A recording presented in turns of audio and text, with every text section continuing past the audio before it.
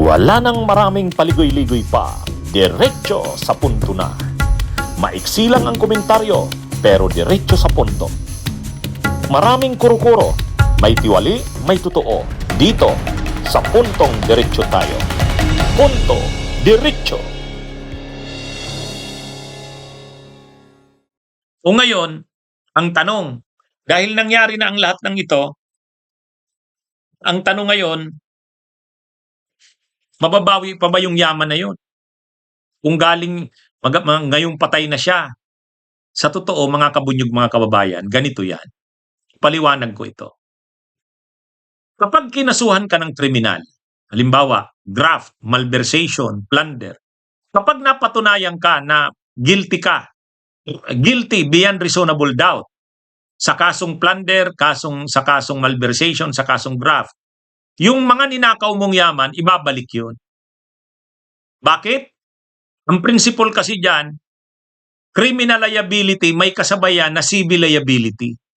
Ano yung civil liability doon? Yung pagsauli ng mga yung pagkumpiska ng mga ninakaw mong yaman, yan yung civil liability. Ang criminal liability mo doon, yung pagkakakulong mo. Kaya sa criminal case,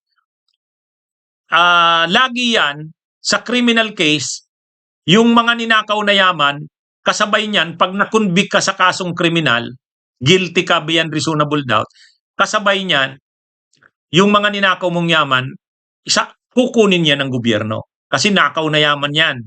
Ngayon ang tanong, paano kung wala na ang may gawa ng krimen, tulad nito, patay na. Di wala ng criminal liability. Ibig sabihin, wala ng criminal liability. Sa atin kasi, criminal liability, extinguished yan kapag namatay. Kapag namatay yung akusado o namatay yung suspect, wala na yan. Bakit? Ang criminal liability, nandun yan sa tao eh. So wala na. So pagdating sa criminal liability, wala na yan. Paano ang civil liability? May tinatawag tayong civil forfeiture cases. Civil forfeiture cases. Ang civil forfeiture, wala diyang pakialam doon sa may gawa ng krimen. Kasi patay na yun eh. Ang hahabulin na lang dyan ng gobyerno, yan bang mga yaman na yan na nandyan ngayon sa pamilyang naiwan niya, asawa, anak, o doon sa mga pinaniniwalaang mga kakilala, kaibigan, or sinasabi nga yung may karelasyon daw, yung Sanchez. Kapag pinapatunayan yan na yung mga yaman na yan na napunta sa mga anak, sa pamilya, sa asawa, wala namang ganyang kapasidad silang magkaroon ng ganun kalaking yaman, kukunin yan ng gobyerno. Civil forfeiture ang process niyan. To clarify lang, on the criminal liability, syempre patay na po siya, hindi na po tayo pwedeng mag-seek ng criminal liability from her part, but the civil forfeiture, pwede pa rin po. Yes, oo. The civil forfeiture, yung civil liability po niya will stand despite the extinguishment of her criminal liability individually. Kasi ang question po ng tao, so ano yun? Absuelto na lang siya, ganun-ganun na lang. Wala na bang pagkakataon na yung restitution, for example, yung meron, syempre ngayon may mga ari-arian siya, may possible pa ba yun na mabawi ng gobyerno? Sa pag-aaral po natin ng batas, alam natin na yung kamatayan ng isang akusado or posibleng akusado extinguishes criminal liability. Pero batid din naman natin na hindi naman ito nag-extinguish doon sa iba pang posibleng yung civil forfeiture, other civil liability. Kaya patuloy pa rin yung paghahabol ng pamahalaan at kailangan lang natin dumaan sa proseso, mapatunayan yung mga ibang posibleng liability. Pero yung criminal liability, talaga sa ilalim ng ating batas at umiinog na mga desisyon ng Supreme Court, extinguish talaga siya. Extinguish siya upon death of the accused. Kaya ano ito? Mayroon pa ring proseso niyan. Civil forfeiture. Mas madali pa nga ang civil forfeiture cases sa criminal cases. Kasi sa criminal cases, ang kailangan mo dyan, guilt beyond reasonable doubt. Ang kailangan mo dyan, guilt beyond reasonable doubt. Beyond reasonable doubt. Sa civil forfeiture, Ano lang yan? Civil case yan eh. So dahil civil case yan, preponderance of evidence lang yan.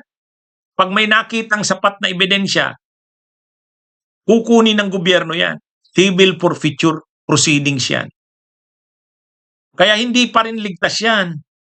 Kaya kung kaakalain ng pamilya na patay na si Yussi Cabral, parang yung yaman na kung mayroon mang katago sa kanila dyan, nakapangalan sa asawa, nakapangalan sa anak, nakapangalan sa kapatid. Ano yan mga kabunyog, mga kababayan? Civil forfeiture cases ang isasampa dyan. Mas madaling patunayan ang civil forfeiture. Kasi sa civil forfeiture, hahabulin lang yung mga yaman na yan. Mas mabigat. Kasi sa criminal case, guilt beyond reasonable doubt. Doon pa lang sa term na beyond reasonable doubt. Di ang hirap nun. Kasi may simpleng, may kunting duda ka lang.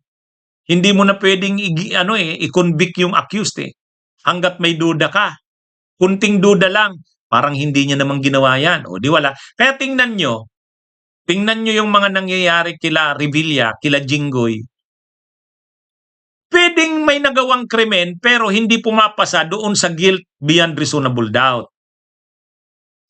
Yan yung Pero sa civil liability, sa civil forfeiture cases, hindi beyond reasonable doubt ang kailangan na proof or ebidensya. Preponderance of evidence. Pag mas marami ang ebidensya na nagpapakitang nakaw na yaman yan, kukunin ng gobyerno yan. May mga paraan ang gobyerno. Nasa batas yan. Civil forfeiture proceedings ang gagawin. Kaya may paraan. Nagsasabi na ang DOJ, nagsasabi na rin ang NBI, nagsasabi na rin ang Ombudsman at nagsasabi na ang SILG, gagawin ng lahat ng gobyerno para mabawi yan. Kasi naniniwala ang gobyerno, maraming nakaw na yaman si Cabral. Ayon nga kay Jun Vic Rimulya, 20 billion. Sa pinakamababang estimate yan. Kailangang mabawi ng gobyerno yan kasi sa tao yan. So ngayon, anong gagawin? Civil forfeiture proceedings ang gagawin. Kaya hindi, kung iniisip ng pamilya na parang wala yan, safe na itong mga naiwan na yaman. Hindi yun. Kaya mga kabunyog, mga kababayan, hintayin natin ang mga susunod na mangyayari dito.